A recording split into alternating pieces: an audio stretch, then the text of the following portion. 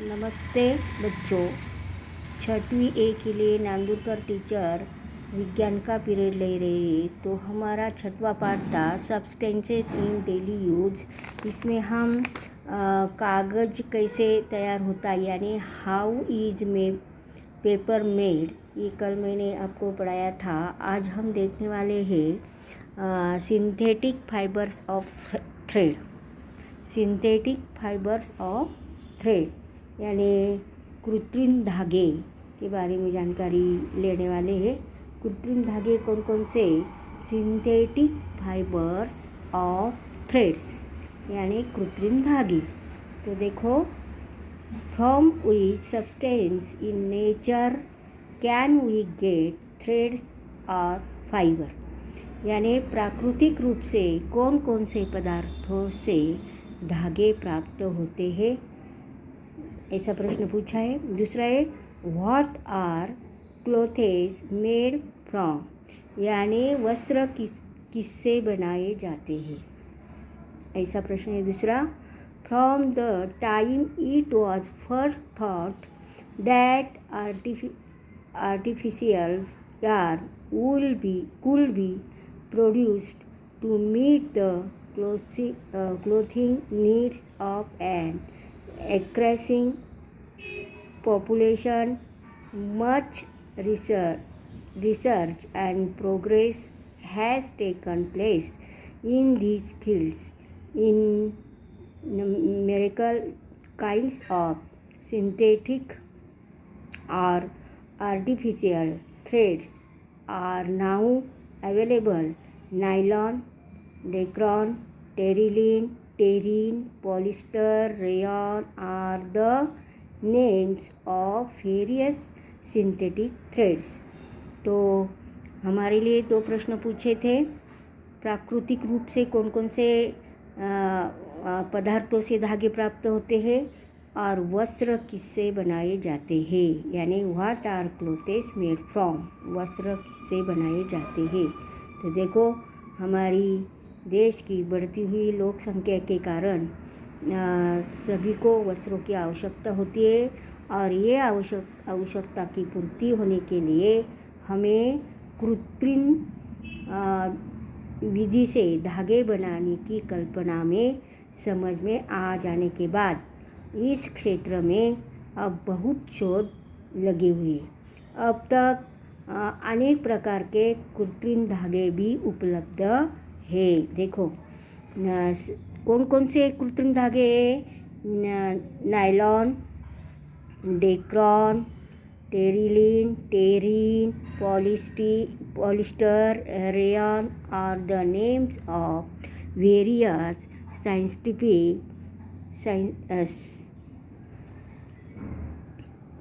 Synthetic threads. ये सब धागे क्या कृत्रिम धागे हैं, इसका खोज लगाया गया है। बाद में ये देखो, डू यू नो, क्या तुम जानते हो? Silk is a natural thread of fibre obtained from the cocoons of silk. देखो, रेशम नाम का प्राकृतिक धागा है और ये धागा रेशम कीड़े का कोश से प्राप्त होता है। रेशम नाम का कीड़ा है, cocoons of the silk worm.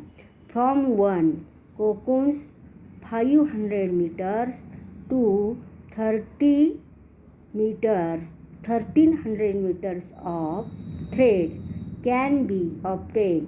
It is said that silk was first produced on a large scale in China. ये जो लंबाई वाला धागा है, 500 तो 1300 मीटर तक की लंबाई वाला जो धागा मिलता है, ऐसा कहा जाता है कि रेशम का बड़े पैमाने पर उत्पादन सर्वप्रथम चाइना में हो गया है। सर्वप्रथम कहाँ हो गया है? चाइना, यानी चीन में सर्वप्रथम ये उत्पादन प्रारंभ हो गया, उत्पादन करना।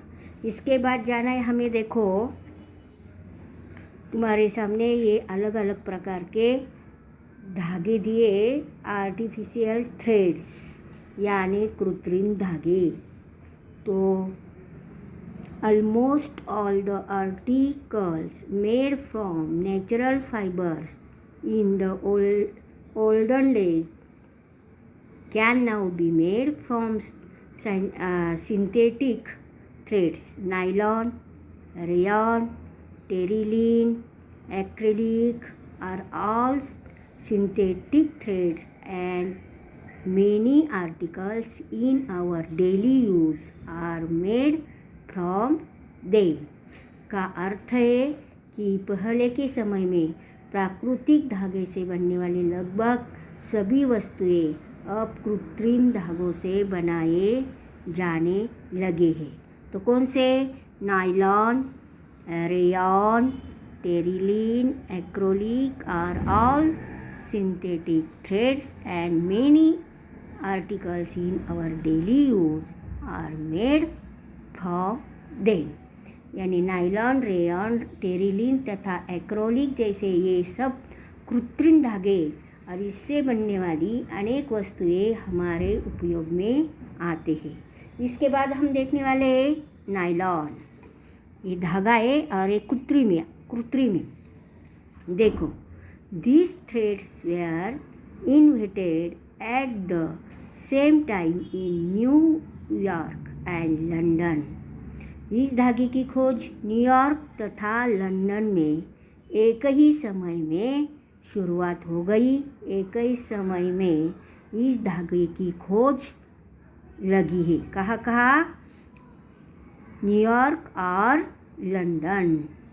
न्यूयॉर्क और लंदन, ये दोनों देशों में। Therefore the initials NY of New York and लंडनचा LON from London were combined to name them nylon. Nylon threads have a shine and are strong, transparent and water resistant. They are used in manufacturing clothes, fishing nets, roofs, etc. यानी इस धागे की खोज कहाँ लगी? New York तथा London में एक ही समय में इसका प्रारंभ हो गया। और इसके बाद न्यूयॉर्क का NY और लंदन का LON, ये दोनों शुरुआत के जो आद्याक्षर एक साथ रखकर इस धागे का नाम दिया है नायलॉन। NY, LON। LON का मतलब लंदन, NY का मतलब न्यूयॉर्क। ऐसे दोनों शब्द मिलकर तैयार हो गया है नायलॉन, क्योंकि दोनों देशों में एक साथ खोज लगाई है ये नायलॉन की। इसीलिए दोनों देश का नाम एक करके ये धागे का ही नाम दिया है नायलॉन। समझ में आया? तो देखो, नायलॉन नाम दिया है। नायलॉन के धागे चमकदार होते हैं। देखो, nylon threads have a shine and are strong, transparent and water resistant. They are used to manufacture clothes, fishing nets, roofs, etc. तो ये धागे, नायलॉन के धागे चमकदार, मजबूत, पारदर्शी तथा जलरोधी ये कपड़े, मछली पकड़ने का जाल, मोटी रस्सी आदि बनाने के लिए ये धागे का उपयोग किया जाता है। तुम्हारे सामने अलग अलग प्रकार के धागे दिए हैं। चमकीला धागा होता है ये, तो मछली की जो जाल होती है इसका ही बनाया जाता है। ऐसे कृत्रिम धागे यानी सिंथेटिक फाइबर्स, इसका उपयोग किया जाता है। अभी हमने नायलॉन के बारे में जानकारी देखी। इसके बाद हम देखने वाले हैं रेयॉन। देखो, cotton and wood pulp is dissolved in a chemical called sodium hydroxide to make a solution. Threads are obtained from this solution with the help of machines. As these threads have shine and strength, they are said to be synthetic silk. They appear to be shining bright like the sun's rays. Hence, they were named rayon. यानी रुई तथा लकड़ी की लुगदी, cotton and would, रुई तथा लकड़ी की लुगदी को इसमें सोडियम हाइड्रोक्साइड नाम का रसायन है, इसमें घोलकर तैयार किया गया है और विलयन के यंत्रों की सहायता से ये धागे प्राप्त किए गए हैं और इनमें मजबूती और चमक होती है, इसलिए इसे कृत्रिम रेशम कहते हैं। सिंथेटिक सिल्क, कृत्रिम रेशम, सिंथेटिक सिल्क यानी क्या, कृत्रिम रेशम कहते।